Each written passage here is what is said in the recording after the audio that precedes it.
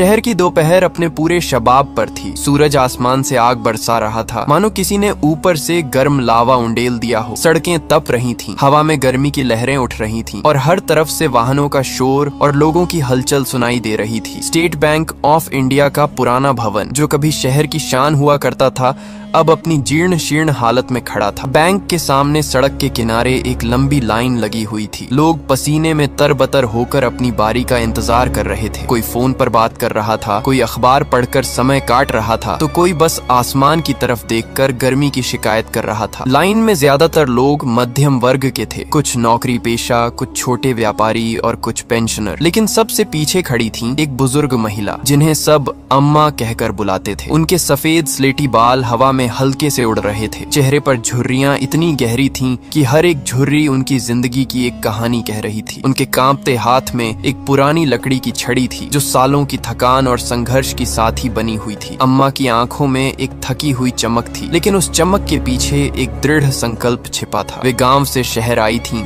जहां की हरी भरी खेतों और शांत नदियों से दूर यह शहर उन्हें हमेशा अजनबी लगता था। लेकिन आज वे यहाँ थीं, सिर्फ एक मकसद से, अपने दिवंगत पति की जमा पूंजी निकालने। वह पैसा उनके लिए जीवन मरण का सवाल था, क्योंकि उनका बेटा अस्पताल में महीनों से जिंदगी और मौत से लड़ रहा था। अम्मा हर रोज गांव में प्रार्थना करती थीं कि उनका बेटा ठीक हो जाए, लेकिन डॉक्टरों की फीस और दवाओं का खर्च उन्हें शहर की इस यात्रा पर मजबूर कर रहा था। लाइन में खड़े लोग कभी कभी अम्मा की तरफ देखते, लेकिन कोई उनकी मदद करने को आगे नहीं आता। गर्मी इतनी तेज थी कि पसीना उनकी साड़ी को भिगो रहा था और छड़ी पर टिकी हुई वे बस अपनी बारी का इंतजार कर रही थी। दूर से बैंक की महिला गार्ड दिख रही थी, जो कड़क चेहरे और तेज निगाहों से हर ग्राहक को घूर रही थी, मानो हर कोई संदिग्ध हो। उसकी वर्दी चमक रही थी, जूतियां पॉलिश की हुई थीं और हाथ में वॉकी टॉकी था, जो उसे और भी सख्त दिखा रहा था। अम्मा सोच रही थी कि क्या यह शहर इतना निर्दयी हो गया है कि यहाँ इंसानियत भी लाइन में लगकर इंतजार करती है। लेकिन वे चुप रहीं, क्योंकि उनके मन में सिर्फ एक विचार था, पैसे निकालो और बेटे के पास लौटो। लाइन धीरे धीरे आगे बढ़ रही थी, लेकिन अम्मा के लिए हर मिनट एक घंटे जैसा लग रहा था। उनकी सांसें तेज हो रही थीं, पैर दुख रहे थे, लेकिन वे डटी रहीं। आसपास के लोग अपनी अपनी कहानियां सुना रहे थे। किसी को लोन की किस्त जमा करनी थी, किसी को सैलरी निकालनी थी, लेकिन अम्मा की कहानी सबसे अलग थी, सबसे दर्द भरी। यह शहर की दोपहर न सिर्फ तप रही थी, बल्कि इंसानियत को भी तपाने की कोशिश कर रही थी। अम्मा की उम्र करीब 78 साल थी, लेकिन उनकी जिंदगी की यात्रा इससे कहीं ज्यादा लंबी और कष्टपूर्ण रही थी। वे एक छोटे से गांव में पैदा हुई थी, जहां जीवन सरल था, खेतों में काम, परिवार की देखभाल और शाम को गांव की चौपाल पर कहानियां सुनना। उनके पति एक मेहनती किसान थे, जो सालों तक पसीना बहाकर परिवार को पाला, लेकिन पिछले साल एक बीमारी ने उन्हें छीन लिया। जाते जाते उन्होंने अम्मा को एक बैंक अकाउंट की जानकारी दी थी, जहां उन्होंने अपनी जीवन भर की कमाई जमा की थी। वह पैसा अब अम्मा के लिए आखिरी सहारा था। उनका बेटा, जो शहर में नौकरी करता था, एक दुर्घटना का शिकार हो गया था। एक कार एक्सीडेंट ने उसकी रीढ़ की हड्डी तोड़ दी थी और अब वह बिस्तर पर पड़ा था, हर दिन दर्द से कराहते हुए। डॉक्टरों ने सर्जरी की सलाह दी थी, लेकिन उसके लिए लाखों रुपए चाहिए थे। अम्मा ने गांव में अपनी जमीन तक गिरवी रख दी थी, लेकिन वह काफी नहीं था। इसलिए वे शहर आई थीं, ट्रेन की लंबी यात्रा करके, जहां हर स्टेशन पर उन्हें लगा कि वे कभी पहुंचेंगी नहीं। शहर पहुंचकर उन्होंने ऑटो लिया, लेकिन ड्राइवर ने उन्हें ज्यादा किराया लेकर ठगा। अब बैंक के सामने खड़ी अम्मा सोच रही थीं कि क्या यह पैसा वाकई उनके बेटे की जान बचा पाएगा। अस्पताल के बिल हर दिन बढ़ रहे थे, दवाएं, इंजेक्शन, जांचें, सब कुछ इतना महंगा कि अम्मा की रातें नींद हराम हो गई थीं। बैंक की सीढ़ियां अम्मा के लिए सिर्फ पत्थर की नहीं थीं, बल्कि वे अपमान और तकलीफ की एक पूरी चढ़ाई थीं। वे जानती थीं कि बैंक में कागजात, फॉर्म और नियमों की एक लंबी प्रक्रिया होगी, लेकिन वे तैयार थीं। उनकी साड़ी पुरानी थी, लेकिन साफ सुथरी। उनके बैग में पुराने कागजात थे, जो उनके पति की यादें संजोए हुए थे। लाइन में खड़े लोग अम्मा को देखकर कभी कभी दया की नजर से देखते, लेकिन शहर की भागदौड़ में किसके पास समय था। अम्मा की आंखें थकान से भारी हो रही थीं, लेकिन उनके दिल में एक उम्मीद की किरण थी। वे सोच रही थीं कि अगर पैसा मिल गया तो वे तुरंत अस्पताल जाएंगी, बेटे को देखेंगी और उसे बताएंगी कि सब ठीक हो जाएगा। लेकिन क्या पता था कि यह यात्रा इतनी कठिन होगी। गर्मी में उनका सिर दुख रहा था, पैर सुन्न हो रहे थे, लेकिन वे डटी रहीं। आसपास की दुकानों से चाय की खुशबू आ रही थी, लेकिन अम्मा को भूख नहीं लग रही थी। उनके मन में सिर्फ चिंता थी। यह दोपहर न सिर्फ उनके शरीर को तपा रही थी बल्कि उनकी आत्मा को भी परीक्षा दे रही थी। जैसे ही अम्मा बैंक के गेट तक पहुंची, उनकी सांसें फूल रही थी। उन्होंने धीरे से कदम बढ़ाया, छड़ी पर जोर देकर खड़ी हुई और महिला गार्ड की तरफ देखा। गार्ड एक युवा महिला थी, शायद 30 साल की, लेकिन उसके चेहरे पर एक सख्ती थी जो उम्र से ज्यादा लग रही थी। उसकी आंखें तेज थीं, जैसे हर व्यक्ति को स्कैन कर रही हो। अम्मा ने धीमे कांपते स्वर में कहा, बिटिया मेरी तबीयत ठीक नहीं है, मुझे लाइन में नहीं खड़ा होना पड़े तो। उनकी आवाज में एक विनम्रता थी, एक माँ की पुकार जैसी। लेकिन गार्ड ने उन्हें ऊपर से नीचे तक घूरा जैसे वे कोई अपराधी हों। उसके होंठों पर एक तिरस्कार भरी मुस्कान आई जो अम्मा के दिल को चीर गई। सब कुछ जल्दी है अम्मा, कोई वीआईपी नहीं हो आप, जाओ लाइन में लगो। गार्ड की आवाज तेज और कड़वी थी, जैसे कोई चाबुक चला हो। अम्मा की आंखें नम हो गईं, लेकिन वे चुप रहीं। लाइन में खड़े लोग यह दृश्य देख रहे थे। कुछ ने सिर हिलाया, कुछ ने अफसोस जताया, लेकिन कोई आगे नहीं आया। एक युवक ने अपनी जगह से कहा, अरे अम्मा को जाने दो ना, लेकिन उसकी आवाज इतनी धीमी थी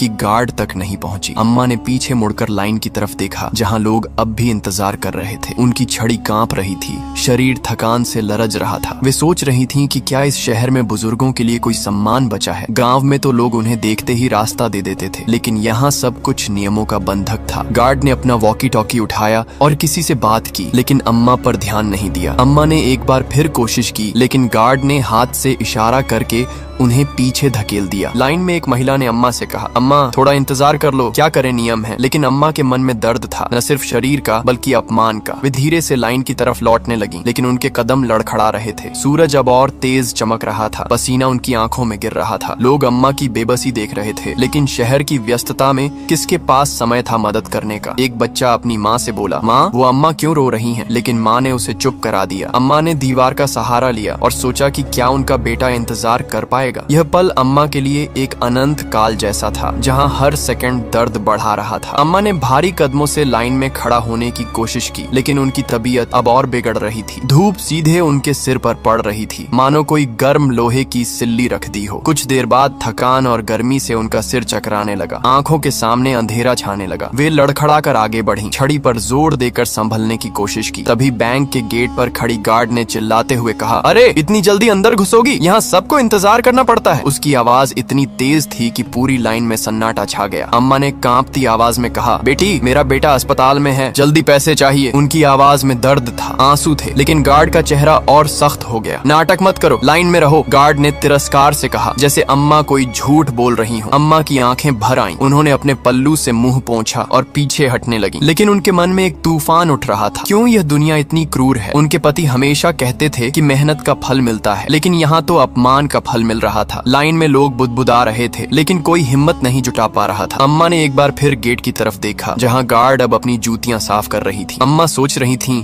कि क्या यह गार्ड भी किसी की बेटी है, क्या उसके घर में बुजुर्ग नहीं है। लेकिन जवाब न मिलने पर वे चुप रहीं। गर्मी अब असहनीय हो गई थी, अम्मा के पैर सुन्न पड़ रहे थे। उन्होंने पानी की बोतल निकाली, लेकिन वह खाली थी। एक आदमी ने उन्हें अपनी बोतल दी, लेकिन अम्मा ने मना कर दिया। उनका गर्व अभी भी जिंदा था। यह पल अम्मा के लिए एक युद्ध जैसा था, जहाँ दुश्मन नियम थे और हथियार सिर्फ धैर्य था। लेकिन धैर्य भी अब टूटने लगा था। भीड़ में से किसी ने धीमे से कहा, इतनी उम्र की औरत को लाइन में क्यों खड़ा करवा रही है? अंदर जाने देना। आवाज एक मध्यम आयु के आदमी की थी, जो लाइन में अम्मा के ठीक पीछे खड़ा था। लेकिन गार्ड ने अपनी राइफल जैसी आवाज में कहा, नियम सबके लिए बराबर है। उसकी आवाज में कोई दया नहीं थी, सिर्फ सख्ती। अम्मा ने एक कदम गेट की ओर बढ़ाया ही था कि गार्ड ने उनके सीने पर हाथ रखकर धक्का दे दिया। अम्मा पीछे की तरफ सीढ़ियों पर गिरी, उनका संतुलन बिगड़ गया और वे जोर से नीचे गिर पड़ी। उनकी लकड़ी की छड़ी दूर लुढ़क गई और घुटनों में तेज दर्द उठा। अम्मा ने कराहते हुए हाथ बढ़ाया, लेकिन दर्द इतना तेज था कि वे हिल नहीं पाई। लोग स्तब्ध होकर देख रहे थे। कुछ ने आगे बढ़ने की कोशिश की, लेकिन गार्ड की सख्त नजर ने उन्हें रोक दिया। अम्मा की आंखों में आंसू थे, लेकिन वे रो नहीं रही थीं। उनका गर्व उन्हें रोने नहीं दे रहा था। उन्होंने सोचा कि क्या यह अपमान उनके पति की कमाई का इनाम है। गार्ड ने अब भीड़ की तरफ देखा और कहा, देखा नियम तोड़ने का नतीजा। लेकिन भीड़ में अब गुस्सा सुलगने लगा था। एक महिला ने अपने पति से कहा, यह गलत है, कुछ बोलो। लेकिन पति चुप रहा। अम्मा ने छड़ी तक पहुंचने की कोशिश की, लेकिन उनके घुटने सूजने लगे थे। यह दृश्य इतना दर्दनाक था कि सूरज भी शर्म से छिपना चाहता था, लेकिन वह तपता रहा। अम्मा के मन में उनके बेटे की तस्वीर उभरी और उन्होंने सोचा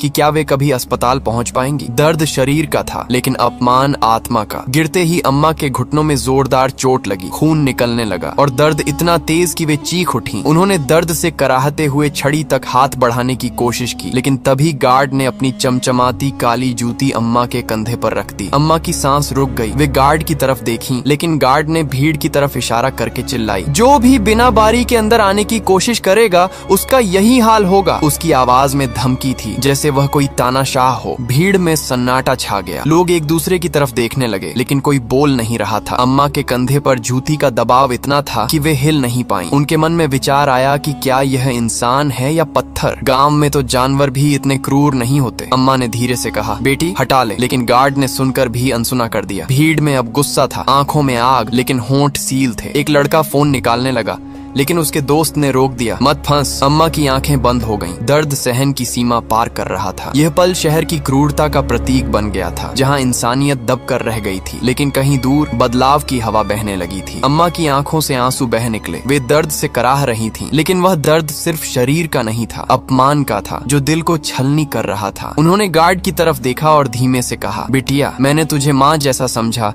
और तूने। उनकी आवाज टूट रही थी, शब्द मुंह से निकलते निकलते रुक गए। गार्ड ने बिना भाव बदले कहा, चल हट, नाटक मत कर। उसकी आवाज में कोई पछतावा नहीं था, सिर्फ अहंकार। पीछे खड़े लोग अब बुदबुदाने लगे, ये हद हो गई है। एक आदमी ने कहा, किसी को पुलिस बुलानी चाहिए, लेकिन कोई मोबाइल नहीं निकाला। अम्मा ने जमीन पर पड़ी अपनी छड़ी की तरफ देखा, जो दूर लुढ़क गई थी। उनके मन में उनके पति की याद आई, जो हमेशा कहते थे कि सम्मान से जीना, लेकिन आज सम्मान रौंदा जा रहा था। अम्मा ने उठने की कोशिश की, लेकिन कंधे पर जूती ने उन्हें दबा रखा था। भीड़ में अब हलचल थी, लोग एक दूसरे से बात कर रहे थे, लेकिन अभी भी कोई आगे नहीं आया। अम्मा सोच रही थी कि क्या यह दुनिया बदल गई है, जहां बुजुर्गों को सम्मान की बजाय अपमान मिलता है। दर्द बढ़ता जा रहा था, लेकिन अम्मा का संकल्प नहीं टूटा। अचानक भीड़ में से एक आदमी निकला। नाम था रामेश्वर। वह साधारण कपड़ों में था, जीन्स और टी शर्ट, चेहरे पर मेहनत कश की थकान, लेकिन आंखों में आग जल रही थी। वह एक छोटी दुकान चलाता था, जहां से वह रोजाना की कमाई करता था। रामेश्वर ने यह दृश्य देखा और उसके खून में उबाल आ गया। वह सीढ़ियों पर बैठी अम्मा के पास घुटनों के बल बैठा, उनका हाथ थामा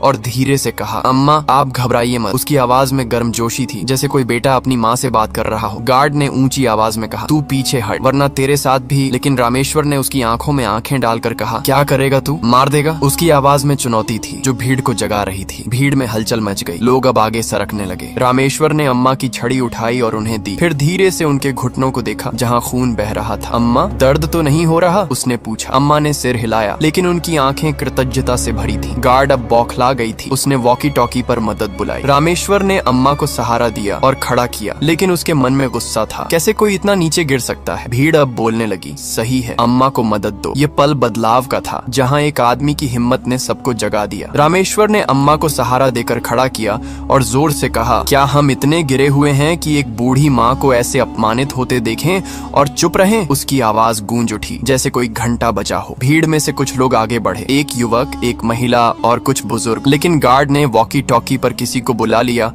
और बैंक के अंदर से 2 और गार्ड बाहर आ गए। वे मजबूत कदकाठी के थे, हाथ में लाठियां और चेहरे पर सख्ती। अब मामला टकराव की तरफ बढ़ने लगा। हवा में तनाव था। रामेश्वर ने अम्मा को पीछे किया और गार्डों की तरफ देखा। तुम्हें शर्म नहीं आती? ये अम्मा तुम्हारी माँ जैसी हैं। एक गार्ड ने कहा, लाइन में रहो या बाहर निकलो। लेकिन रामेश्वर नहीं टिका। भीड़ अब और बढ़ रही थी। राहगीर रुक कर देखने लगे। अम्मा ने रामेश्वर का हाथ पकड़ा, बेटा छोड़ दे। लेकिन रामेश्वर ने कहा, नहीं अम्मा, आज न्याय होगा। गार्डों ने आगे बढ़ने की कोशिश की, लेकिन भीड़ ने उन्हें रोक दिया। यह दृश्य अब एक आंदोलन जैसा लग रहा था, जहां इंसानियत की लड़ाई हो रही थी। रामेश्वर के मन में उसके अपने पिता की याद आई, जो इसी तरह अपमानित हुए थे। वह जानता था कि चुप रहना अपराध है। अम्मा के होंठ कांप रहे थे, वे दर्द से कराह रही थीं, लेकिन रामेश्वर के सहारे से थोड़ी हिम्मत आई। उन्होंने रामेश्वर से कहा, बेटा झगड़ा मत कर, मुझे पैसे निकालने दे बस। उनकी आवाज में चिंता थी, बेटे की याद। रामेश्वर ने कहा, अम्मा ये लड़ाई तेरे पैसे की नहीं, तेरे सम्मान की है। उसकी आवाज दृढ़ थी। भीड़ में से किसी ने मोबाइल निकाला और वीडियो रिकॉर्ड करना शुरू कर दिया। गार्ड बौखला गई और बोली, वीडियो बंद करो वरना फोन तोड़ दूंगी। लेकिन लड़के ने नहीं माना, ये सबको पता चलेगा। रामेश्वर ने अम्मा को एक कुर्सी पर बैठाया, जो किसी ने ला कर दी। अम्मा के घुटनों पर पट्टी बांधी गई। एक महिला ने अपनी दुपट्टे से। अब भीड़ गर्म हो रही थी, नारे लगने लगे, इंसाफ दो। गार्डों ने धक्का देने की कोशिश की, लेकिन रामेश्वर ने रोक दिया। अम्मा सोच रही थी कि यह अजनबी कौन है जो उनके लिए लड़ रहा है। उनके मन में कृतज्ञता का सागर उमड़ रहा था। वीडियो अब लाइव था, सोशल मीडिया पर अपलोड हो रहा था। यह पल निर्णायक था, जहां एक छोटी घटना बड़ा रूप ले रही थी। रामेश्वर ने ऊंची आवाज में कहा, वीडियो बनाओ, ये देखो कैसे एक बैंक में एक बूढ़ी महिला का अपमान किया जा रहा है। उसकी आवाज से भीड़ जाग उठी। अब कई फोन बाहर थे, रिकॉर्डिंग चल रही थी। भीड़ गरजने लगी, शर्म कर, माफी मांग। गार्ड ने गुस्से में कहा, मैं किसी से माफी नहीं मांगती, लेकिन उसकी आवाज अब कमजोर लग रही थी। रामेश्वर ने कहा, तो फिर ये मामला यही नहीं रुकने वाला। वह जानता था कि सोशल मीडिया की ताकत क्या है। अम्मा ने रामेश्वर की तरफ देखा, उनकी आंखें नम थीं। भीड़ अब अनियंत्रित हो रही थी। लोग बैंक के गेट पर दबाव डाल रहे थे। गार्ड पीछे हटने लगे डर से। यह दृश्य अब एक क्रांति जैसा था, जहां इंसानियत की जीत होने वाली थी। रामेश्वर ने अम्मा से कहा, अम्मा अब सब ठीक हो जाएगा। अम्मा ने सिर हिलाया, लेकिन उनके मन में अभी भी चिंता थी। बेटा इंतजार कर रहा है। कुछ ही मिनटों में सोशल मीडिया पर ये लाइव वीडियो वायरल होने लगा। लोग शेयर कर रहे थे, कमेंट्स आ रहे थे, ये शर्मनाक है। बैंक के बाहर लोगों की भीड़ दोगुनी हो गई। राहगीर रुककर जुड़ने लगे। अम्मा को इंसाफ दो के नारे लगने लगे, हवा में गूंज रहे थे। बैंक मैनेजर बाहर आया, पसीना पोंछते हुए। एक मोटा ताजा आदमी, सूट पहने, लेकिन चेहरे पर घबराहट। क्या हो रहा है यहाँ? उसने पूछा। रामेश्वर ने कहा, आपके गार्ड ने अम्मा का अपमान किया है और हम बिना माफी और कार्रवाई के यहाँ से नहीं जाएंगे। मैनेजर ने गार्ड की तरफ देखा। यह सच है? गार्ड चुप रही, लेकिन उसकी आंखों में डर था। भीड़ अब और जोर से नारे लगा रही थी। मैनेजर ने स्थिति को संभालने की कोशिश की। शांत हो जाइए, हम देखते हैं। लेकिन रामेश्वर नहीं माना। अब देर हो चुकी है। अम्मा बैठी हुई सब देख रही थी। उनके मन में आशा जागी। ये पल जीत का था। मैनेजर ने गार्ड की तरफ घूरा। ये सच है? उसकी आवाज में गुस्सा था। गार्ड चुप रही, लेकिन उसकी आंखों में अब डर था। उसने सोचा नहीं था कि बात इतनी बढ़ जाएगी। अम्मा ने कांपते स्वर में कहा, बेटा मैं तो बस अपने पति की जमा पूंजी लेने आई थी। उनकी आवाज में मासूमियत थी। भीड़ गरजी, माफी मांगो। मैनेजर ने गार्ड से कहा, माफी मांगो वरना। गार्ड ने होंठ भींच लिए, लेकिन मजबूरी में सिर झुकाया। अम्मा ने देखा, उनके मन में मिला जुला भाव था। भीड़ अब तालियां बजा रही थी। रामेश्वर ने अम्मा का हाथ थामा। देखा अम्मा, न्याय मिला। रामेश्वर ने कहा, अगर आज ये गार्ड माफी नहीं मांगेगी तो हम सब मिलकर बैंक का घेराव करेंगे। उसकी आवाज में दृढ़ता थी। मैनेजर ने गार्ड से कहा, माफी मांगो वरना नौकरी गई समझो। गार्ड ने मजबूरी में अम्मा के सामने सिर झुकाया। माफ कर दीजिए। उसकी आवाज कमजोर थी। अम्मा ने धीमे से कहा, मैंने माफ किया, पर याद रखना किसी गरीब को कभी मत सताना। अम्मा की आवाज में बुद्धिमत्ता थी, जैसे एक जीवन का सबक दे रही हूँ। भीड़ ने तालियां बजाई खुशी से। गार्ड अब शर्म से सिर झुकाए खड़ी थी। रामेश्वर ने मुस्कुराकर अम्मा से कहा, अब चलें, आपका काम हो जाएगा। भीड़ तालियों से गूंज उठी। लोग खुशी से चिल्ला रहे थे। अम्मा को कुर्सी पर बैठाकर बैंक के अंदर ले जाया गया। मैनेजर ने खुद उनका फॉर्म भरा, तुरंत उनका काम किया और पैसे उनके हाथ में दिए। अम्मा ने पैसे गिने, फिर साड़ी के पल्लू में बांधे। रामेश्वर उनके साथ बाहर आया। अम्मा ने कहा, बेटा तेरा कर्ज मैं जिंदगी भर नहीं चुका पाऊंगी। रामेश्वर ने मुस्कुराते हुए कहा, अम्मा बस दुआ करना। अम्मा की आंखें नम थीं, लेकिन खुशी से। ये जीत की घड़ी थी। बैंक के बाहर खड़े लोग अब अम्मा की तरफ इज्जत से देख रहे थे। कई लोग आगे आए और बोले, अम्मा हमें माफ करना कि हम पहले चुप रहे। अम्मा ने कहा, चुप मत रहना बेटा, जब भी किसी पर जुल्म हो आवाज उठाना। उनकी आंखों में चमक थी, जैसे अपमान की राख से सम्मान का सूरज निकल आया हो। रामेश्वर ने अम्मा को सहारा दिया। लोग अब उन्हें हीरो की तरह देख रहे थे। अम्मा ने सबको आशीर्वाद दिया। उनके मन में शांति थी। रामेश्वर ने अम्मा को ऑटो में बिठाया और ड्राइवर से कहा, अस्पताल ले चलो। रास्ते भर अम्मा चुप थीं, लेकिन उनके मन में एक गर्व था कि आज सिर्फ उनके पैसे नहीं, उनका सम्मान भी वापस मिला है। अस्पताल पहुंचकर उन्होंने बेटे को देखा, जो मुस्कुराया। उनके बेटे को जब यह किस्सा पता चला, उसने रोते हुए कहा, अम्मा आप दुनिया की सबसे हिम्मत वाली औरत हो। अम्मा ने उसके सिर पर हाथ फेरा, आंसू पोंछे। ये पल भावुक था। इस घटना के बाद बैंक में नियम बदले गए। बुजुर्ग, गर्भवती महिलाएं और दिव्यांग लोग बिना लाइन लगे अपना काम कर सकते थे। गार्ड को सख्त चेतावनी दी गई और उसकी ट्रांसफर कर दी गई। रामेश्वर का नाम पूरे शहर में अम्मा का बेटा रख दिया गया। लोग उसे सम्मान देते। उसकी दुकान पर भीड़ लगने लगी। अम्मा अब गांव लौट गईं, लेकिन उनकी कहानी शहर में जीवित थी। अम्मा की यह कहानी सोशल मीडिया से अखबारों तक छा गई। लोग कहते, अगर हम सब एक हो जाएं, तो किसी का अपमान होना असंभव है। अम्मा जब भी बाजार जाती, लोग सम्मान से रास्ता देते और अम्मा हर बार यही कहती, सम्मान सबसे बड़ी दौलत है। उनकी कहानी ने कई लोगों को प्रेरित किया, बदलाव लाया। वक्त बीत गया, लेकिन उस दिन की तस्वीर हमेशा लोगों के दिल में रही। एक बुजुर्ग माँ सीढ़ियों पर गिरी हुई और एक बेटा सा अजनबी उसका हाथ थामे हुए। ये सिर्फ एक कहानी नहीं थी, ये सबक था। अम्मा अब शांत जीवन जी रही थीं, लेकिन उनका संदेश हमेशा जिंदा रहा। समय के साथ शहर में बदलाव आया। बैंक ने नए नियम लागू किए, जहां विशेष जरूरत वाले लोगों के लिए अलग काउंटर बनाए गए। रामेश्वर अब सामाजिक कार्य में लग गया। वह बुजुर्गों की मदद के लिए एक ग्रुप बनाया। अम्मा को उस ग्रुप से मदद मिलती रही, दवाएं और चेकअप। वह अक्सर रामेश्वर से फोन पर बात करती, उसे बेटा कहती। शहर के लोग अब अधिक जागरूक हो गए थे। अपमान की घटनाएं कम होने लगी। अम्मा की कहानी स्कूलों में पढ़ाई जाने लगी, सबक के रूप में। एक दिन अम्मा शहर लौटी रामेश्वर से मिलने। वह उससे गले लगाकर रो पड़ी। बेटा, तेरी वजह से मेरा बेटा ठीक हो गया। रामेश्वर ने कहा, अम्मा यह सब आपकी हिम्मत से हुआ। वे साथ में बैंक गए, जहां अब गार्ड सम्मान से सलाम करती। अम्मा ने मुस्कुराकर कहा, देखो बदलाव आ गया। ये पुनर्मिलन भावुक था। जहां पुरानी यादें ताजा हो गईं, रामेश्वर की जिंदगी बदल गई। वह अब एक लोकल हीरो था। लोग उसे सलाह मांगते, मदद मांगते। उसने अपनी दुकान बड़ी की, लेकिन दिल से वह वही साधारण आदमी रहा। अम्मा ने उसे एक पत्र लिखा जिसमें सबक दिए, धैर्य रखो, न्याय के लिए लड़ो। रामेश्वर ने वह पत्र संभाल कर रखा, प्रेरणा के रूप में। शहर में अब इंसानियत की कहानियां बढ़ने लगी। अम्मा के बेटे ने ठीक होकर नौकरी शुरू की। वह रामेश्वर से मिला और धन्यवाद कहा। अंकल, आपने मेरी अम्मा को बचाया। रामेश्वर ने कहा, ये मेरा फर्ज था। वे तीनों साथ में डिनर किया, जहां पुरानी बातें हुई। अम्मा ने हंसकर कहा, देखो अपमान से सम्मान कैसे मिला। यह परिवार जैसा लग रहा था। सोशल मीडिया पर अम्मा की कहानी अब भी वायरल होती, नए लोग पढ़ते, शेयर करते। एक डॉक्यूमेंट्री बनी जिसमें रामेश्वर और अम्मा ने इंटरव्यू दी। अम्मा ने कहा, आवाज उठाओ, चुप मत रहो। ये संदेश लाखों तक पहुंचा, बदलाव लाया। शहर अब अधिक संवेदनशील हो गया था। गार्ड जो ट्रांसफर हो गई थी ने बाद में माफी का पत्र लिखा। अम्मा ने उसे माफ कर दिया, कहा सीख लो, बदल जाओ। गार्ड ने अपनी जिंदगी बदली, अब वह दयालु हो गई। ये क्षमा की कहानी थी जहाँ सबने सीखा। रामेश्वर ने गार्ड से मिलकर कहा, अब सही रास्ते पर रहो। वर्षों बाद अम्मा की उम्र और बढ़ गई, लेकिन उनका सम्मान नहीं घटा। गाँव में लोग उन्हें सम्मान देते, कहानी सुनाते। रामेश्वर अक्सर मिलने आता, उपहार लाता। अम्मा कहती, बेटा तू मेरी जिंदगी का सूरज है। रामेश्वर मुस्कुराता, अम्मा आप मेरी प्रेरणा हो। बैंक मैनेजर ने रिटायरमेंट पर अम्मा को सम्मानित किया, एक प्लेक दिया। अम्मा ने कहा, ये सब रामेश्वर की वजह से। भीड़ ने तालियां बजाई, पुरानी यादें ताजा हुई। ये सम्मान की पराकाष्ठा थी। अम्मा की कहानी अब किताब बन गई, सम्मान की लड़ाई नाम से। रामेश्वर ने इसे लॉन्च किया अम्मा के साथ। लोग आए, सराहना की। अम्मा ने कहा, ये कहानी सबकी है जो चुप रहते हैं। किताब बेस्ट सेलर बनी, लाखों पढ़ी। अंत में अम्मा शांतिपूर्ण जीवन जीकर चली गई, लेकिन उनकी विरासत बची रही। रामेश्वर ने उनकी याद में एक फाउंडेशन बनाया, बुजुर्गों की मदद के लिए। शहर में हर साल उनकी जयंती मनाई जाती, जहां लोग कहते, सम्मान सबसे बड़ी दौलत है।